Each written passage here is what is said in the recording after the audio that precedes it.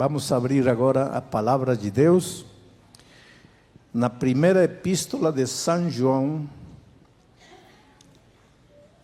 o capítulo 1, e esta noite nosso texto serão os versículos 5, 6 e 7.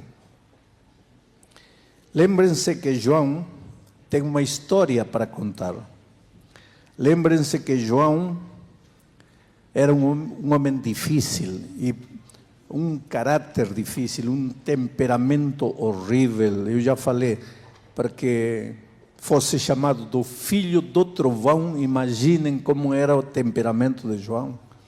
Era um rapaz que se metia em problemas constantemente. Ai daquele que fechasse ele na estrada. Ele ficava uma fera. Naqueles tempos não havia carro, não havia estrada. Mas ele ficava fera quando lhe faziam qualquer coisa, como hoje nós ficamos. Você sabe que o fato de você ser batizado, e eu estava falando isso para a Andressa, não quer dizer que você é perfeito. Nós, quando nos batizamos, começamos uma caminhada longa, uma caminhada de crescimento. Nesse companheirismo maravilhoso com Cristo, vamos crescendo, e o caráter de Jesus vai se reproduzindo em nossa vida, e lentamente, sem perceber, começam a sair as arestas da vida. E o bravo João, o filho do trovão, se transforma no discípulo do amor. A obra maravilhosa de transformação que Jesus faz na vida. Agora, triste é quando você conhece Jesus, de adolescente, já está velho e não muda, e continua com o estupim curto, continua nervoso, fazendo problema por aqui, fazendo problema para lá, e fazendo até problema dentro da igreja e dentro da família. Então, o evangelho não funcionou na tua vida, porque o evangelho transforma. O evangelho não informa apenas, o evangelho transforma. E você tem que se colocar nas mãos de Deus como barro e deixar que Ele molde você, que Ele transforme você, que Ele faça de você um homem novo, uma mulher nova. Vamos ao texto bíblico. Esta é a mensagem que dele ouvimos e vos anunciamos. Quem ouvimos? Quem anunciamos? Está falando dele, João. Esta é a mensagem que dele, de Jesus, ouvi e vos anuncio a vocês. Porque tem uma coisa, quando você ouve e não comunica, não transmite, não anuncia, esse evangelho que você ouve não te serve de nada. Porque o evangelho transforme tua vida, para que o evangelho faça diferença na tua experiência, você tem que ouvir e em seguida transmitir. Ouvir e comunicar. Ouvir e passar. É por isso que você tem que procurar uma pessoa, falar de Jesus, trazê-la para Jesus, porque ouvir não te ajuda de muita coisa.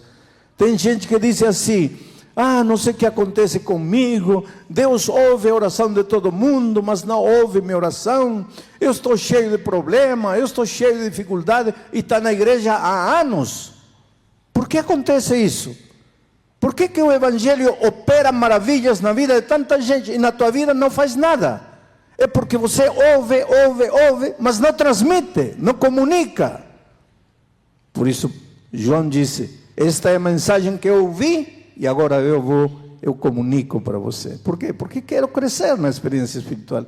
Eu sei que se ouço, mas não transmito, não vai acontecer nada na minha vida.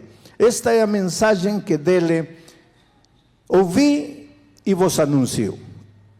Que Deus é luz, e não há nele treva nenhuma. Se dissermos que temos comunhão com Ele e andarmos em trevas, mentimos e não praticamos a verdade. Mas se andarmos na luz, como Ele está na luz, temos comunhão uns com outros. E o sangue de Jesus Cristo, seu Filho, nos purifica de todo pecado. Temos comunhão uns com os outros. Vou começar por aí. Pois João não tinha comunhão com ninguém antes de conhecer a Jesus, porque andava brigando com todo mundo. E ontem eu disse à noite que a vida pode ser dividida um círculo assim pela metade. Metade do êxito na vida, em todas as áreas da vida, metade vai depender de seu preparo, de seu conhecimento, de seu domínio das coisas que você mexe, de seu profissionalismo, vamos dizer assim.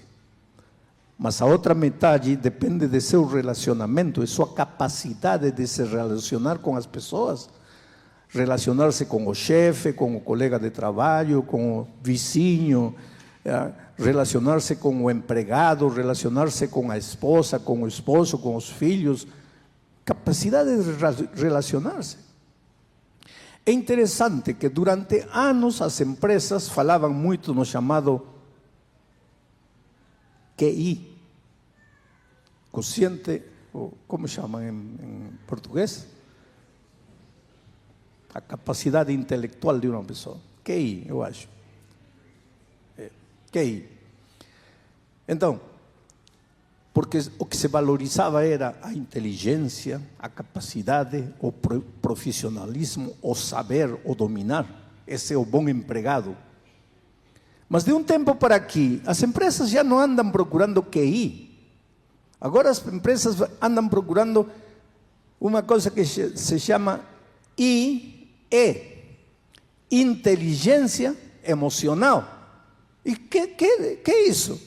Isso é relacionamento. Então hoje tem professores desta matéria de liderança que cobram 15 mil reais por uma hora de palestra e as pessoas pagam para assistir. E então aí eles aprendem que se você quer ter êxito na vida, tem que ser humilde, tem que ser sensato, tem que cumprimentar a todo mundo, tem que isto, tem aquilo, tem que amar, tem que perdoar, tem que... Agora, quando você chega na realidade, não consegue, porque sua cabeça conhece os conceitos, porém seu coração, seu temperamento, sua personalidade, sua maneira de ser, a fera que habita em você, não te deixa, não te domina. Um homem me perguntou um dia: pastor, eu não me entendo a mim mesmo, porque eu amo minha esposa, eu amo meus filhos, eu daria vida por eles. Agora, o que eu não entendo é como, se eu amo minha esposa, amo meus filhos, eu trato mal eles, eu machuco eles, eu bato neles, eu abro feridas emocionais neles. Eu daria vida por eles se alguém tentar fazer isso. E eu amo, e porque amando-os, faço o que faço. Aí está o problema. É que nós todos, desde que nascemos, trazemos um tigre dentro. Um tigre que aparece. E esse tigre só pode ser domado e anulado pela graça maravilhosa de Jesus, pelo poder do Evangelho. E aqui está a realidade do Evangelho. O Evangelho não é teoria, não é informação, não é saber a doutrina de cor, os versos para provar o que você acredita. Não. O Evangelho é tua vida transformada. Tua vida transformada. Esse poder que vem do Evangelho, eu não tenho como te explicar com palavras. Você vai ter que viver essa experiência para entender de que estou te falando. E João conhecia isso, porque o filho do trovão chegou a tornar-se discípulo do amor pelo poder do Evangelho. Agora João disse: eu quero contar para vocês o que aconteceu. Você tem que ter em conta uma coisa: Deus é luz. Com Deus as coisas são claras, tudo é transparente. Ele é a verdade, Ele é a luz. E quando tudo está iluminado, você se mexe, você mesmo que o púlpito é meio invisível, assim, eu vejo, eu evito, eu vou, porque está tudo iluminado. Mas se vai a luz e entram as trevas, fazemos o quê? Aí não sabemos para onde ir, aí não sabemos o que fazer. E quando está tudo em trevas, o que fazemos? Você bate aqui, cai, se machuca, cai, e aqui está uma criancinha, machuca a criança, e aqui está a esposa, você machuca a esposa, e como não vê nada, pisa aqui, é uma tragédia a vida nas trevas. Viver em trevas é viver em pecado. Viver na luz é viver em Cristo. Quando você está em Cristo, todo se ilumina em tua vida. Você sabe em quem confiar, em quem não confiar, porque está tudo iluminado. Você sabe qual é o caminho certo, você sabe que decisão tomar, você sabe que carreira fazer, você sabe que coisa comprar, você sabe para onde ir, porque está tudo iluminado. Jesus ilumina a tua vida, Ele te orienta, Ele te mostra o caminho. E apesar das dificuldades que você vai encontrar nesta vida, porque, querido, dificuldades não vão a faltar até o dia da volta de Cristo, você vai viver vitoriosamente. E é o que está acontecendo com Andressa, que acaba de se batizar. Antes de conhecer Jesus, estava o problema, mas ela estava em trevas, não via saída, se desesperava, se angustiava, chorava, se sentia sozinha. Encontrou Jesus, tudo se iluminou na vida. O problema continua, mas agora tem um olhar vitorioso, porque agora sabe o que vai fazer, sabe por onde ir, sabe que ninguém pode machucar você se você não permite que te machuquem. Coloca isso na cabeça, querido.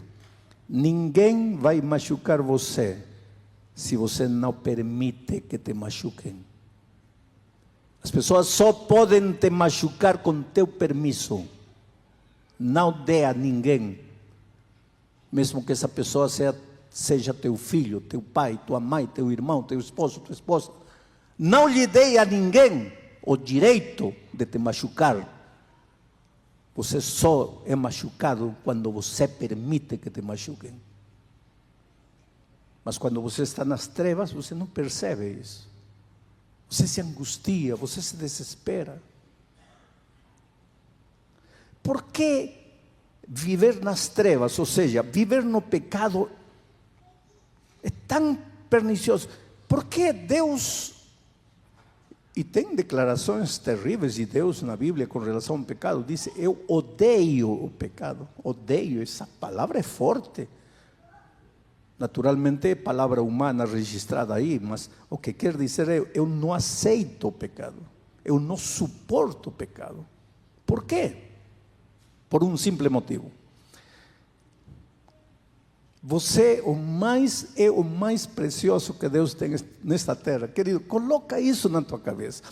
Eu sei que nós vivemos num mundo onde, às vezes, a mídia, por exemplo, te coloca na televisão uma mulher bonita, magrinha, linda, com uma pele maravilhosa, toda produzida.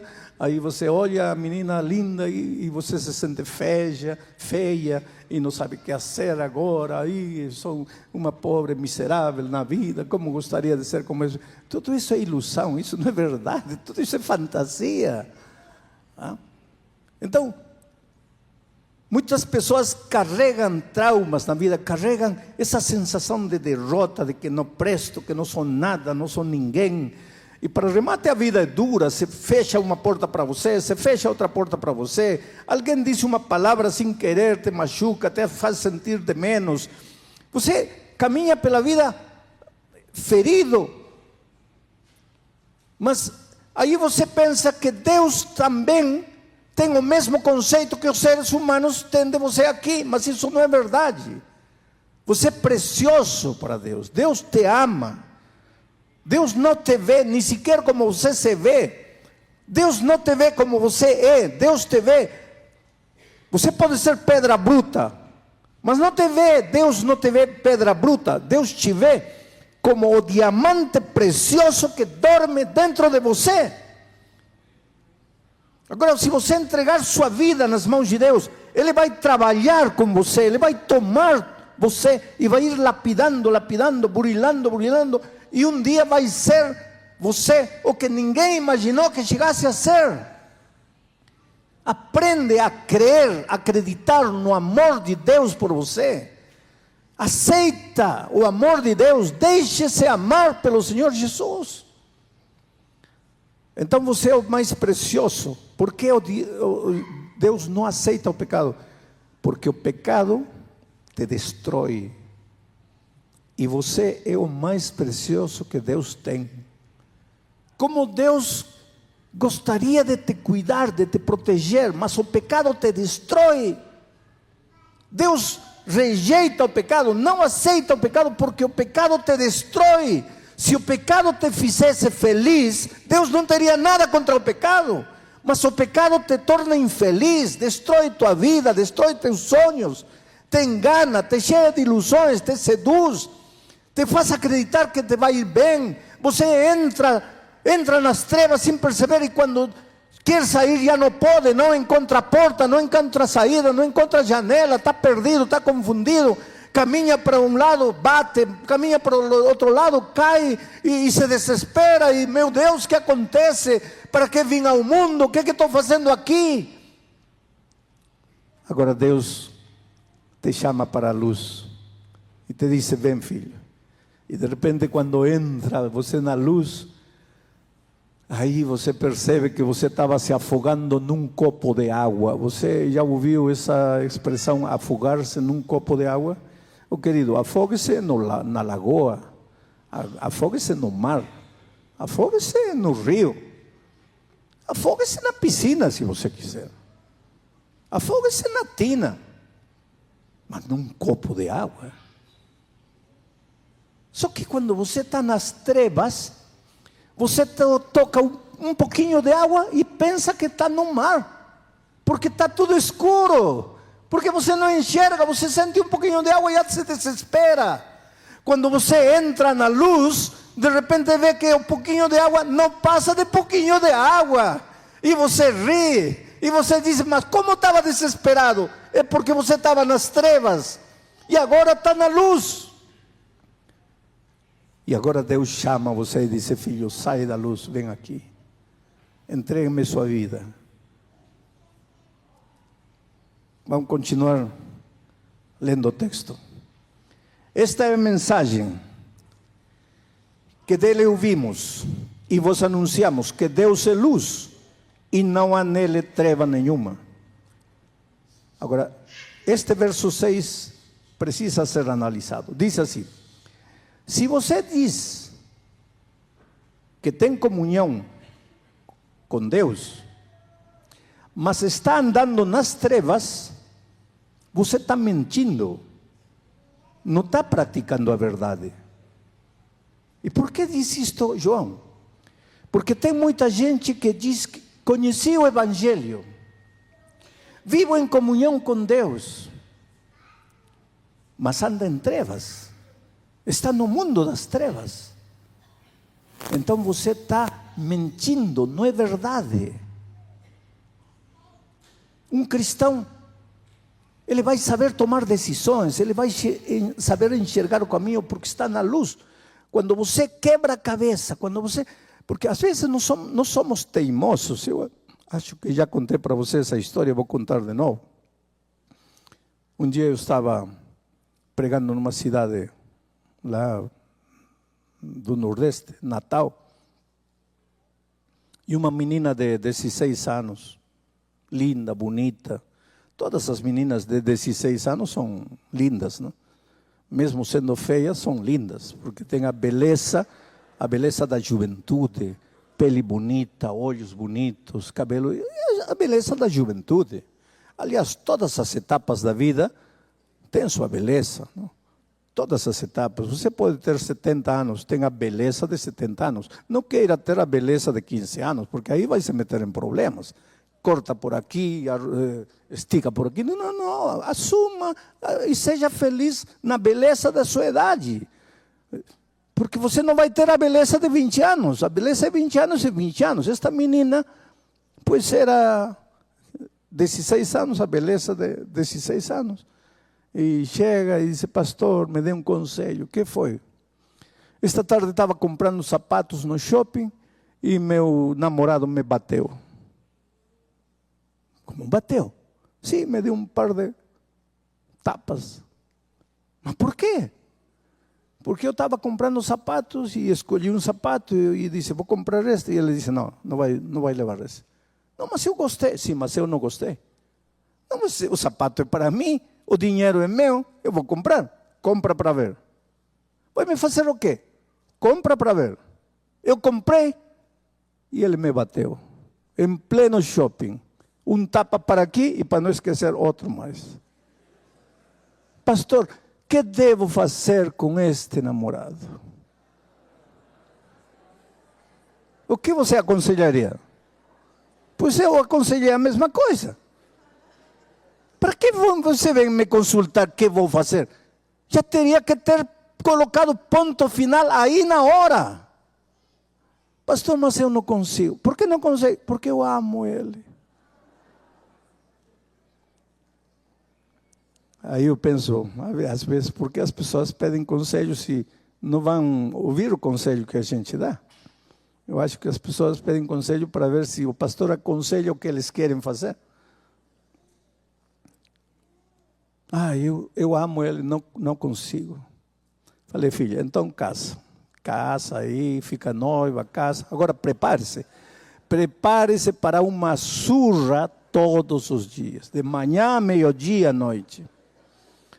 Aí ela olha para mim: ai, que mau é o Senhor. Eu não entendo. O mau sou eu, o que bate é o namorado.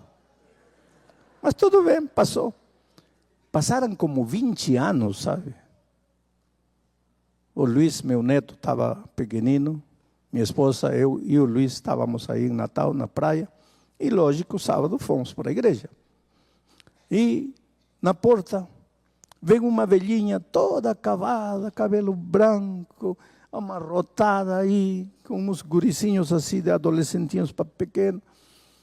Pastor, o senhor se lembra de mim? Não, minha irmã. Claro que se lembra. Não me lembro, irmã. Oh, pastor, o senhor é um profeta. Profeta? Que profetizei? O senhor não se lembra de mim? Não, irmã. Quando o senhor estava pregando há muitos anos aqui, eu vim pedir conselho porque meu namorado me bateu no shopping. Claro que desse incidente eu nunca esqueci. Só que a menina que me procurou é uma menina linda de 16 anos. Agora eu estava com uma velhinha. Falei: minha filha, que te fizeram? Aí ela disse: pastor, o senhor é um profeta. Tudo que você profetizou se cumpriu. Me casei, me batia de manhã, me batia a meio-dia, me batia à noite, me encheu de filhos. Agora já foi embora com outra mulher. Olha aqui, minha vida. E o pior de todo é que ela começou a chorar. E me disse: pastor, o que Deus tem contra mim? Por que todos são felizes? Por que eu não sou feliz? Lógico, eu não disse nada para ela. Seria muita crueldade dizer alguma coisa. Mas eu te pergunto, querido, por que nós tomamos decisões tontas na vida? E depois pensamos que Deus não nos ouve, que Deus não nos ajuda, que Deus esqueceu da gente. Quando você está na luz, você vê, você enxerga. Quando você está nas trevas, pode te falar meio mundo que você não entende. Você está caminhando no fio da navalha, na beira do abismo, mas não enxerga. Por isso Deus te chama e te chama e te chama: filho, vem, vem, vem. E João diz aqui, não tem comunhão entre Deus e as trevas. Por favor, não diga que você conhece o Evangelho se está andando nas trevas. Não diga que você aceitou Jesus se está andando nas trevas. Porque não pode andar nas trevas e estar em Cristo ao mesmo tempo. Porque se você estiver em Cristo, está na luz. E qual é a luz? Que disse Davi, lâmpada é aos meus pés a tua palavra. Aqui está a luz. Porque às vezes os cristãos somos muito místicos, não? Aí vamos onde Deus e dizemos assim, a ver, Senhor, me revela. Eu já tenho tanta experiência na vida e tantas experiências interessantes que são mais... Parece mais piada que outra coisa. Porque um dia encontrei uma moça aí também, mais ou menos como esta outra, assim, vida destruída, acabada. E diz, o Senhor é o culpado. Por que se eu não te conheço?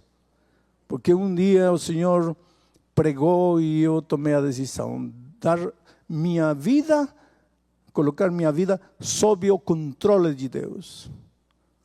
E você por isso está sofrendo hoje? Não, pastor. Sim, me disse, sabe o que eu fiz aquela noite?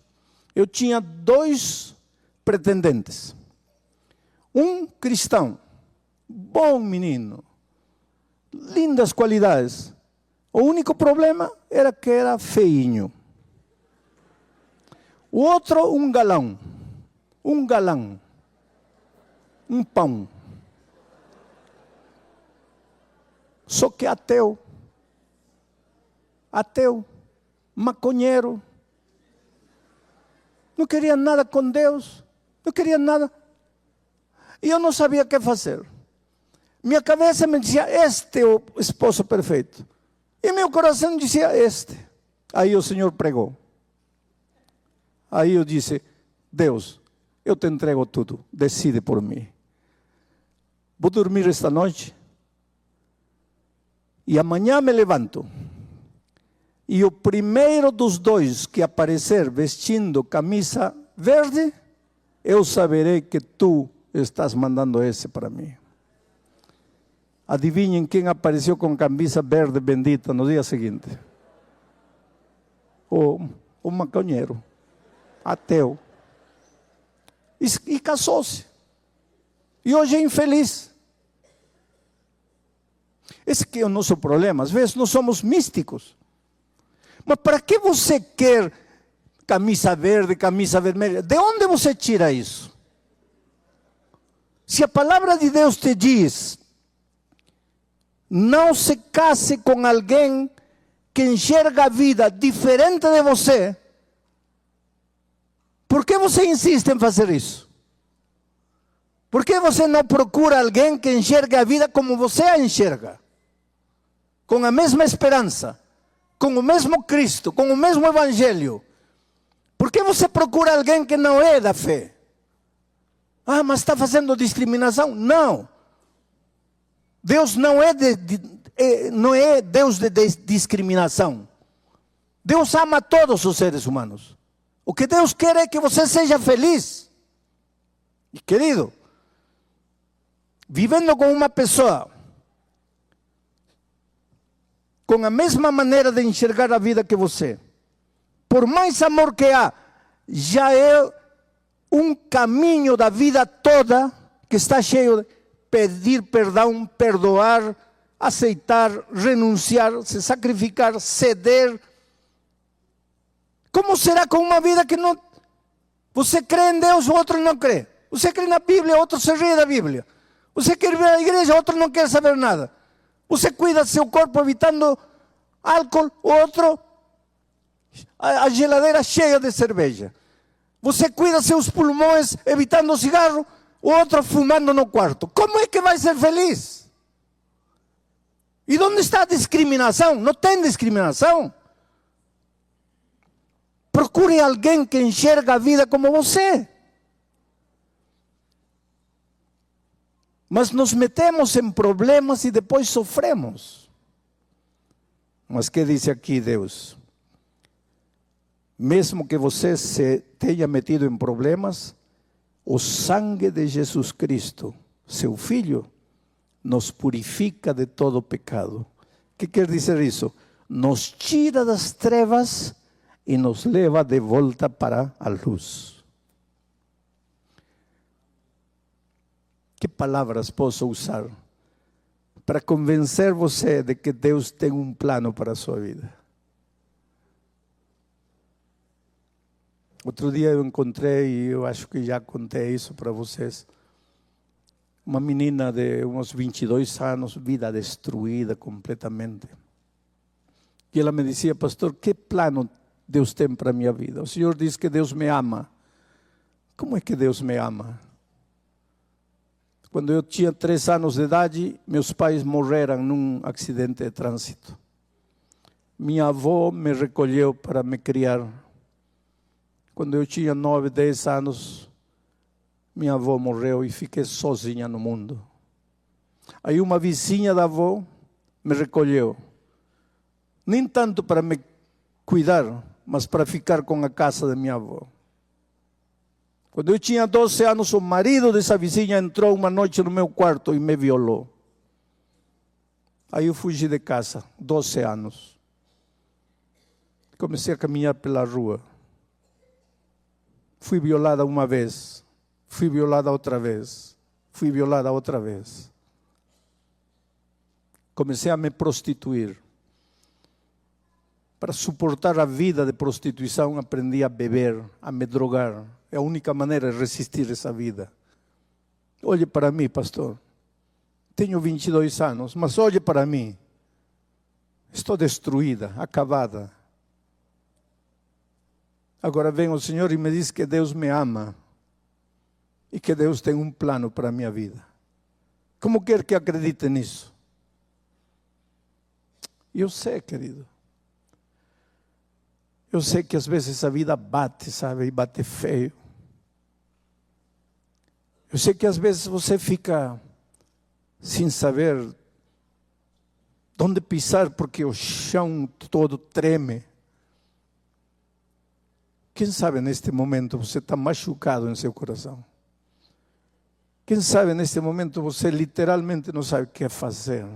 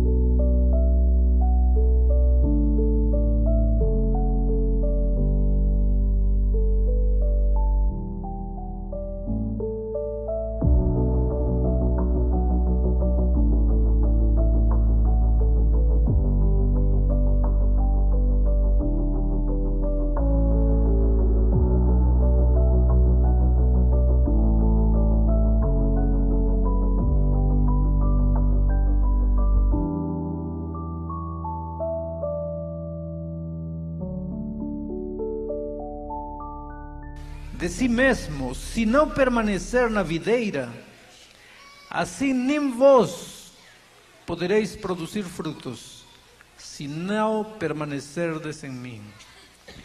Eu sou a videira, diz Jesus, vós sois os ramos.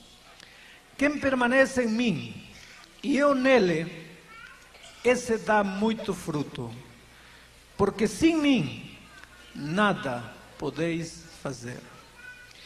Amigos queridos de todos os países do mundo que receberam a mensagem através da televisão e os amigos que estão presentes aqui, quero lhes dizer uma verdade que pode ser surpreendente. Tornar-se cristão, aceitar Jesus, abrir o coração a Jesus, ir à frente entregando-lhe a vida a Jesus, não é muito difícil. Isso até que é relativamente fácil. Difícil é permanecer cristão. Tornar-se cristão não é muito difícil. Difícil é permanecer na decisão que você tomou. Porque você verá que o inimigo fará de tudo para desanimar você. De tudo para você cortar seu relacionamento com Cristo. E aqui está um texto que acabo de ler. Foram palavras de Jesus que ele disse para os seus discípulos na noite que ele estava indo para o Jardim das Oliveiras, aliás, para o Jardim do Getsemane, para o Jardim das Oliveiras, naquela noite de lua cheia. A lua atravessava através das folhas das árvores. Jesus ficou olhando para as plantações de videiras, e disse para os seus discípulos: eu estou para ir, vocês ficarão nesta terra. Agora escutem uma coisa: se vocês não permanecerem em mim, vocês não poderão mais sobreviver. Assim como o ramo não pode produzir fruto se não estiver ligado na videira, vós não podereis produzir nada de bom se não estiverdes ligados a mim. E aí disse Jesus: eu sou a videira, vós sois os ramos. Se você cortar seu relacionamento comigo, você não vai muito longe na vida cristã. E esta noite, sem dúvida, tem presente aqui alguém que já foi membro de igreja e por essas coisas da vida hoje está longe de Jesus e longe da igreja. E se eu te pergunto por que você está longe da igreja, você terá que chegar à conclusão de que em algum momento você cortou seu relacionamento com Cristo. Só que o Apocalipse está cheio de promessas ao vencedor. E se se promete tanto ao vencedor, é porque a vitória é uma realidade. A vitória existe, a vitória é possível. E o segredo da vitória está em permanecer em Jesus. Como o ramo não pode produzir nada se não estiver ligado na videira, você e eu não poderemos produzir nada se não estivermos ligados em Jesus. E como é que uma pessoa está ligada a Jesus? Essa é a mensagem desta noite. Nós nos ligamos a Jesus através de 3 elementos: através do estudo da Bíblia, através da oração e através da testificação. Permítanme falar destes 3 elementos da vida cristã. Primeiro, Deus fala para você através do estudo da Bíblia. Você sozinho neste mundo está perdido. Você precisa se comunicar com o Pai. E o Pai só tem uma maneira de se relacionar com você, e é através do estudo da Bíblia. Se você não separar tempo todo dia para meditar na palavra de Deus, não adianta a decisão que você tomou. Não adiantam as promessas que você fez. Não adianta quantas lágrimas você derramou no momento de sua decisão, você não irá muito longe se você não aprender a separar tempo todos os dias para meditar na palavra de Deus. E agora eu sei a pergunta que está em seu coração. Muitos jovens me fazem essa pergunta: pastor, eu sei que devo estudar a Bíblia, só que eu não sinto vontade de ler a Bíblia. Eu sei que Deus se comunica comigo através da palavra. Eu gostaria até de separar tempo para meditar na palavra de Deus, mas não sinto vontade. Como que eu vou abrir a Bíblia se eu não sinto vontade? E agora eu quero fazer uma ilustração para você. Eu acho que todos vocês alguma vez já enfrentaram um exame. Hoje aqui em São Paulo, os jovens enfrentaram o vestibular. E eu tenho 4 filhos e todos eles enfrentaram vestibulares. E eu sei como eles sofriam para enfrentar o vestibular. Graças a Deus já os 4 passaram. Mas eu vi como eles suaram, como eles sofriam, como eles estudavam para enfrentar o vestibular. Agora a minha pergunta é a seguinte: você gosta de todas as matérias que tem que estudar para o vestibular? Vamos dizer que amanhã você tem prova de geografia. E você não gosta da matéria de geografia, simplesmente você não gosta. Abre o livro de geografia e não gosta, é chato, não tem vontade de estudar geografia. Só que amanhã você tem prova de geografia. O que você faz? A matéria é chata, o livro é chato, geografia é chata. Você não tem vontade, não tem a mínima vontade. Então, como não tem vontade, fecha o livro de geografia e diz: tá bom, é chato, não tenho vontade, não estudo. É assim? Não. Mesmo não tendo vontade, você agarra a geografia e começa a lutar. Por quê? Porque amanhã você tem o vestibular de geografia. E se você não passar na matéria, não entra na universidade. E se você não ingressar na universidade, você não será um profissional. Então, mesmo não gostando, mesmo não querendo, mesmo não sentindo vontade, você abre o livro de geografia e estuda geografia. Agora, a minha pergunta é a seguinte: você acha que a Bíblia não mereceria pelo menos o mesmo esforço que um livro de geografia? Porque do estudo da Bíblia, da meditação na palavra de Deus, não depende você passar no vestibular, depende você passar no vestibular da vida eterna. Então você não acha que, se você se esforça para estudar geografia, não deveria se esforçar para estudar a Bíblia? Agora eu vou te dizer uma coisa: quando você vai a Deus, Ele pode fazer maravilhas na tua vida. Infelizmente, eu gostaria de encontrar um versículo que diga que você, não querendo se comunicar com Deus, Ele vai fazer algo por você. Mas não existe esse versículo. É você que tem que abrir a Bíblia e dizer ao Senhor Jesus: não tenho vontade de ler, mas eu sei que preciso ler. E começar a ler. E pega um versículo e medita nesse versículo. Você tem que aprender a gostar deste livro. Sabe, para você gostar, você tem que entender algumas coisas. Primeiro, este livro não é um livro de história, nem de geografia, nem de profecias, nem de bichos, nem de monstros, nem de proibições, nem de normas. Embora tenha tudo isso, este não é um livro dessas coisas.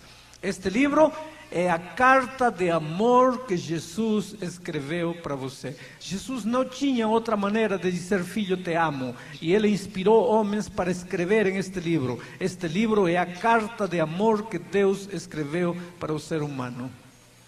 Desde o Gênesis até o Apocalipse, há um fio vermelho atravessando cada página deste livro. É o fio vermelho do sangue de Jesus. Este livro não foi escrito com tinta, foi escrito com sangue. E essas letras vermelhas gritam o amor de Deus para o ser humano. Então, não encare como um livro chato. Tente enxergá-lo como a carta de amor. Uma carta de amor que Jesus escreveu para você. Eu acho que todos aqui alguma vez já receberam uma carta de amor. Que faz a garota quando recebe uma carta de amor do namorado?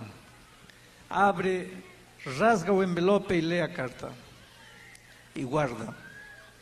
2 minutos depois tira o envelope e lê novamente a carta. E guarda. Não passam 3 minutos, tira o envelope e lê novamente a carta. E repete uma vez e outra vez. E quando chega a noite, ela já sabe de cor a carta. Mesmo assim, tira o envelope e lê novamente a carta. Porque é uma carta de amor. Eu não acredito que você recebe uma carta da namorada e abre o envelope e diz: que chato, vou ter que ler a carta do namorado. Não, não é assim. Você está apaixonado pelo autor da carta.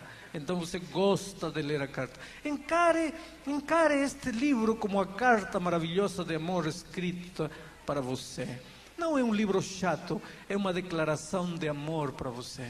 Quando você está triste, você encontra forças aqui. Quando a morte te arranca um ser querido, você encontra esperança aqui. Quando você está enfermo, você encontra conforto aqui. Quando você está desempregado e quando você não tem dinheiro no bolso, você encontra um verso bonito que Davi escreveu e disse: já fui moço e agora estou velho, mas nunca na minha vida vi um justo desamparado, nem seus filhos mendigando pão. Que coisa maravilhosa! Deus te responde às inquietudes que você tem. Encara a leitura deste livro como a leitura de uma carta de amor. Outra coisa, não pega este livro por obrigação. Tenho que ler 4 capítulos hoje. Bom, e vai lendo, não está entendendo nada, não está compreendendo nada, e só por uma obrigação vai lendo. Esse tipo de leitura da Bíblia não te ajuda de nada. Lê um versículo da Bíblia e medita nesse versículo. Pensa, o que esse versículo está dizendo hoje aqui? Conta a Deus quais são teus problemas e como o verso que você acaba de ler te ajudam a resolver os problemas. Aplica as verdades bíblicas à tua vida. Não tenha pressa em ler a Bíblia. Não trate de ler 5 capítulos, 3 capítulos. Talvez 1, talvez 2. E à medida que você vai crescendo na experiência cristã, vai lendo mais. Mas cada dia separe tempo para meditar na palavra de Deus. Porque se você não estudar a Bíblia, você não estará permanecendo em Jesus. E se você não permanecer em Jesus, você vai morrer mais tarde ou mais cedo na vida espiritual. O segundo meio de comunicar-nos com Deus é a oração.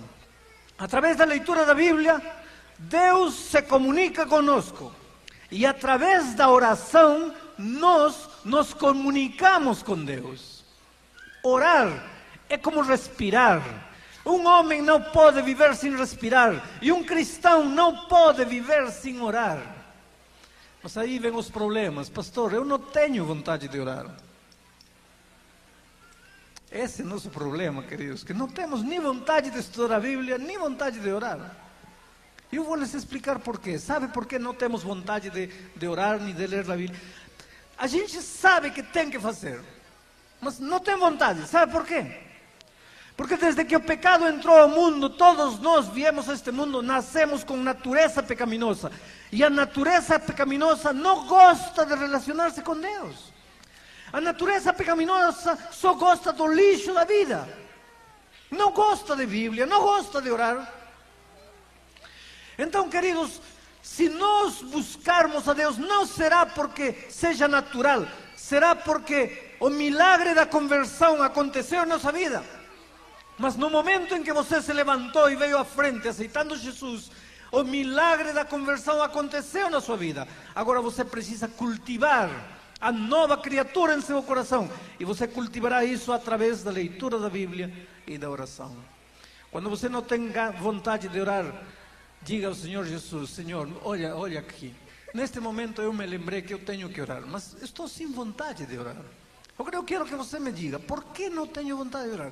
Porque se minha cabeça me diz que tenho que orar, eu não tenho vontade de orar. O que está acontecendo comigo? E você começa a falar, e você começa a questionar a Deus. Só que à medida que você vai fazendo isso, de repente seu diálogo com Deus vai se abrindo. Muitos não têm vontade de orar porque não sabem orar. Muitos acham que orar é rezar. Orar não é rezar. Rezar é repetir uma oração que você aprendeu de cor. E um rezo, ele não tem significado, porque é a mesma coisa que você sempre fala. Orar não é repetir as mesmas palavras sempre. Orar, diz o Espírito de Profecia, é abrir o coração a Deus como a um amigo. Orar é conversar com Deus como se conversa com um amigo. Como é que os amigos conversam? Os amigos se encontram todos os dias. Você tem amigos, não? Você se encontra com um amigo. Se encontra, olá, como vai? Tudo bem? Tudo bem. E você também? Eu também estou bem. Tá bom, então até amanhã. Tá bom. Aí no dia seguinte, oi, como vai? Tudo bem? Sim, comigo também, tudo bem. Então tá bom, então até amanhã. Já, tchau. No dia seguinte, olá, como vai? Tudo bem? Tudo bem? Comigo também. Até amanhã, tchau.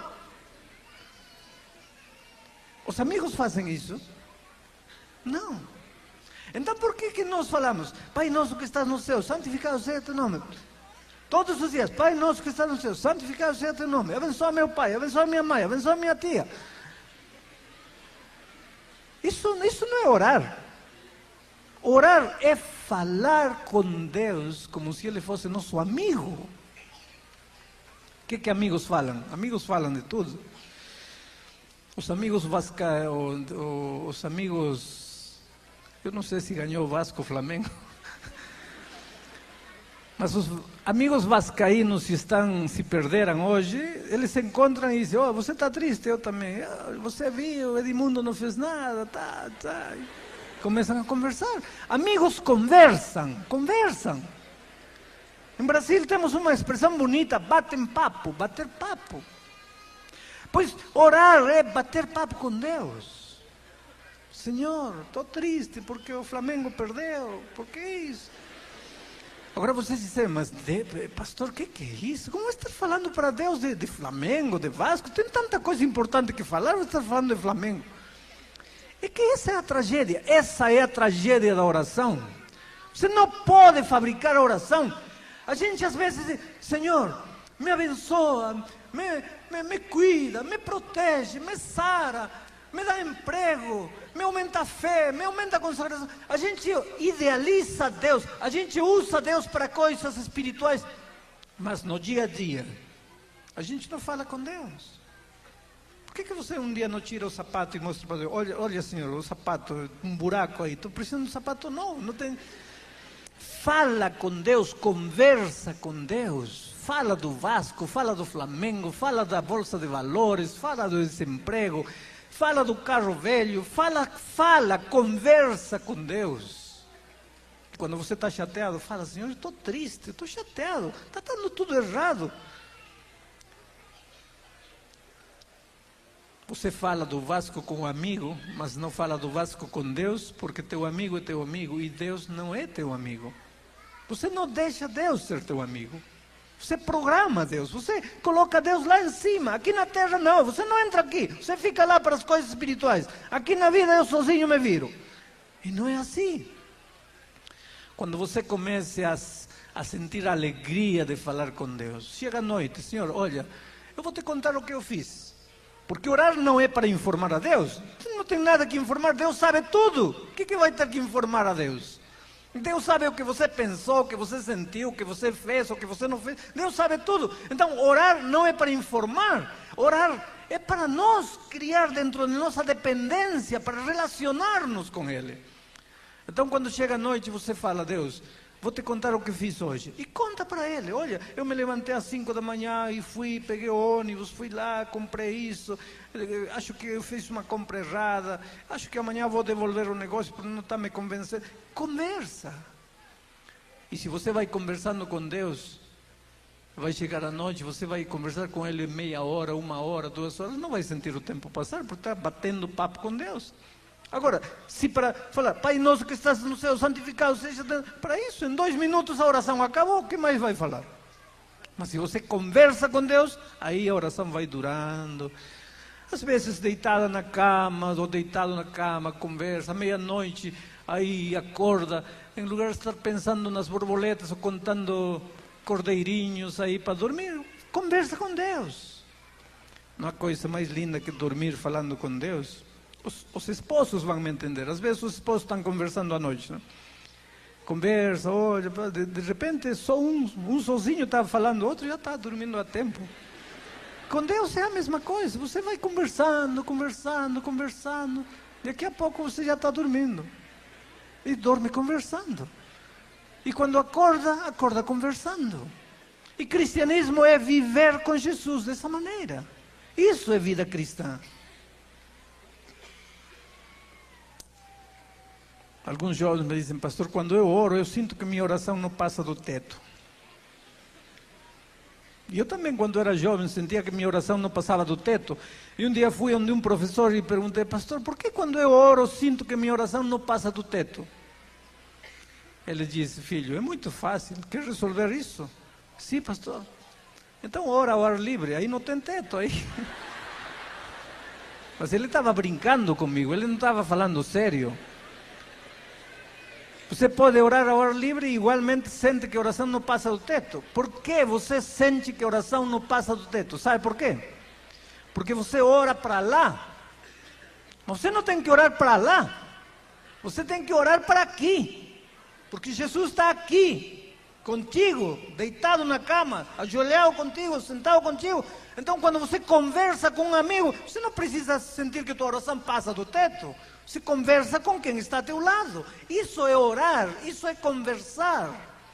E se você não aprender a orar, a conversar com Deus, você não vai sobreviver na vida cristã. E o terceiro elemento para continuar crescendo e permanecer firme na fé é a testificação. Você era infeliz, você não tinha paz, você estava mergulhado nas drogas, você era um ateu, um incrédulo, mas isso doía teu coração, tua família estava estraçalhada, você não sabia o que fazer com a vida, e um dia encontrou Jesus e se apaixonou por Ele e lhe entregou a vida. E agora você tem paz, e agora você pode dormir. Quando chega a noite, você não tem que estar contando cordeirinhos, você não tem que tomar comprimido para dormir. Queridos, eu lhes digo uma coisa, não há coisa mais linda na vida que viver em paz com Deus. Deitar na cama e conversar com Ele e depois respirar 3 vezes. E tchau, até amanhã. Dormir em paz. Em paz. Agora, essa paz que Jesus me dá, quando eu vejo pessoas desesperadas, tristes, por que não falar para elas da paz que Jesus trouxe à minha vida? Agora, querido, se você somente estudar Bíblia e orar, mas não testificar, você em pouco tempo vai perder a vontade de orar e estudar a Bíblia. Então, para você sempre sentir a vontade de orar e estudar a Bíblia, você tem que incluir o terceiro elemento, que é a testificação. Procura um amigo, convida para a tua casa, assiste um vídeo cristão, lê a Bíblia, estuda a Bíblia, procura um colega em teu trabalho, um vizinho, um primo, um tio, um cunhado, uma sogra ou sogra, conversa, conta de Jesus, conta o que Jesus fez na tua vida, testifica. Porque se você não testificar, não vai muito longe na vida cristã. Às vezes os seres humanos somos ingratos. Jesus trouxe tanta coisa linda na nossa vida e a gente não comparte. Alguém deve ter inventado a história que vou contar agora. Não deve ser verdade. Mas eu conto porque é interessante. Dizem que um médico um dia encontrou um cachorro lá na rua, cachorro sarnento, sarnoso, pulguento, perna com a pata quebrada, magro, desnutrido. E o médico teve pena do cachorro e levou para casa. Curou as feridas, curou a perna, colocou uma tábua aí, alimentou. Em 2 meses o cachorro estava bonito, pelo lustroso, brilhante, gordo, uma maravilha de cachorro. E um dia o médico deixou a porta aberta e o cachorro desapareceu. E o médico pensou, cachorro ingrato. Como eu encontrei na rua, fiz de tudo por ele, deixei a porta aberta e já sumiu. Na manhã seguinte o médico acordou porque alguém estava raspando a porta. Ele foi, abriu, aí estava o cachorro de volta. Só que estava trazendo 5 cachorros magros, pulguentos, com a perna quebrada. Não deve ser verdade, alguém deve ter inventado essa história. Mas cada vez que a gente não tem vontade de falar a outro do que Jesus fez na vida, é bom lembrar do cachorro sarnento. Porque se até o cachorro busca outro cachorro, nós deveríamos buscar outras pessoas que não têm paz no coração. E tem tanta gente sofrendo na vida, queridos. Tem tanta gente sofrendo. Às vezes, nos aeroportos eu vejo aí sentadas, pessoas sozinhas, tristes, com os olhos perdidos. E como quem não quer nada, fico sentado ao lado e falo, você tem problemas? Olhe para mim, quem é você? Você está com problemas, não? Como você sabe? Todos os seres vivem abrumados, cheios de problemas. E quando a gente conversa, quando a gente fala do amor de Jesus, pode ver as lágrimas de emoção nos corações. As pessoas que sofrem sozinhas, não têm paz. E Jesus trouxe um dia paz ao coração. Por que não compartilhar essa paz? Agora, queridos, vocês que estão me ouvindo aí na televisão, vocês que tomaram a decisão esta semana, lembrem-se, separar tempo para estudar a Bíblia, Deus se comunica contigo através da Bíblia. Separar tempo para orar, você se comunica com Deus através da oração. E separar tempo para testificar. Quando você conta para outros o que Jesus fez por você, você vai sentir vontade de continuar estudando a Bíblia e continuar orando. E dessa maneira você estará permanecendo em Cristo e Cristo em ti. E se você permanecer em Cristo e Cristo em ti, você produzirá muitos frutos. Essa é a promessa maravilhosa de Jesus. Eu olho para vocês, queridos, e repito mais uma vez, se vocês são iguais a mim, então vocês têm o mesmo sonho que eu tenho, de ver um dia Jesus, pessoalmente, quando Ele voltar a esta terra, e poder abraçá-lo. Não importa se eu tenho que ser o último da fila, não importa quanto tempo eu tenho que esperar na fila, mas meu sonho é chegar perto de Jesus e poder abraçá-lo. Hoje eu falo com Ele, mas não posso vê-lo. Eu falo com Ele, mas não posso tocá-lo. Sinto sua voz cada vez que abro a Bíblia, mas não posso ouvir a voz como gostaria de ouvir, a voz audível dele. Mas Jesus volta e eu vou poder abraçá-lo.